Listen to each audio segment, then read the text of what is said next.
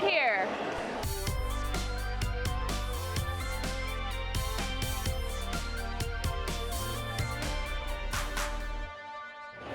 Welcome back to Nerdist and Geek and Sundry's Camp Conival, y'all. We've been having a blast here at Comic-Con all week long with archery, laser tag, burritos, celebrity interviews, and cosplay aplenty. And speaking of which, check out who finally got to wear their Chobot. What was it? Chobot? Cospot. Chobot Cospot today. Me, Jessica Shadow Mom Chobot. Don't worry, Nugget, I'm not going to set you on fire. That's right. And we can get into it more in just a second, but now let's talk about the show Comic-Con can't stop actually talking about American Gods. Why are fans worshiping at the altar of the new Starz show? Here's 6 reasons. 1, the footage that debuted here at Comic-Con was pitch friggin' perfect. The book, a story of an ex-con named Shadow who gets dragged into a war in modern-day America between old mythical gods like Odin and the new gods of stuff we worship today, like fame and technology, strike a very specific, very Neil Gaiman-y tone. When Hannibal creator Brian Fuller signed on to lead the show alongside Heroes EP Michael Green, we knew we had the right team at the helm of Gaiman's opus, and yet the trailer still surprised with just how right everything looked and felt. 2, readers and non-readers should be hyped to learn that the show will stretch far beyond the page. This isn't just a miniseries.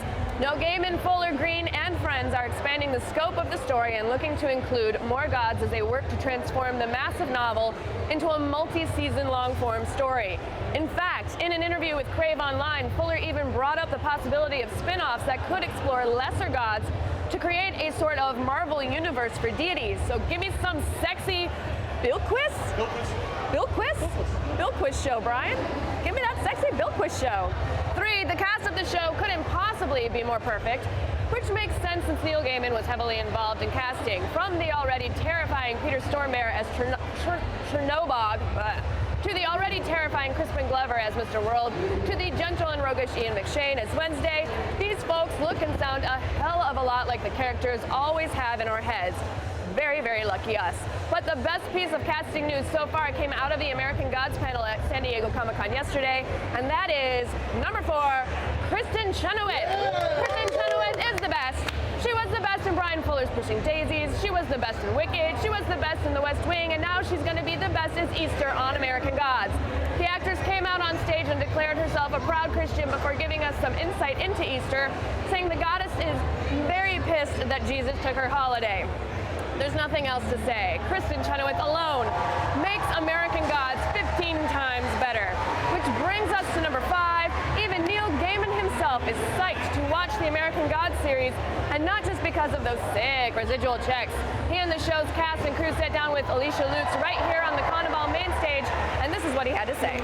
I knew that I was writing the longest book I'd ever written, and I also knew that I couldn't keep following all of the other characters in the way that I would have loved to have done because we were sticking with Shadow.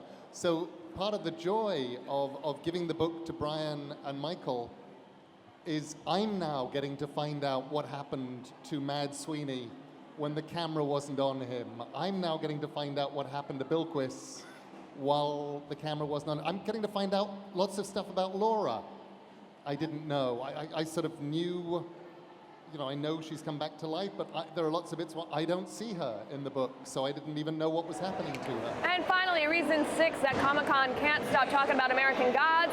The show might give us what we've been waiting for since 2001, a book sequel. Gaiman said that the American Gods panel that he's got an immense amount of stories he couldn't fit into his novel, which might make it into later seasons of the show, but could also make for a new novel. Specifically, he spoke about a story set in a Japanese internment camp during World War II, a Kitsune story he'd already done months of research for before realizing he couldn't fit into his already mammoth tome.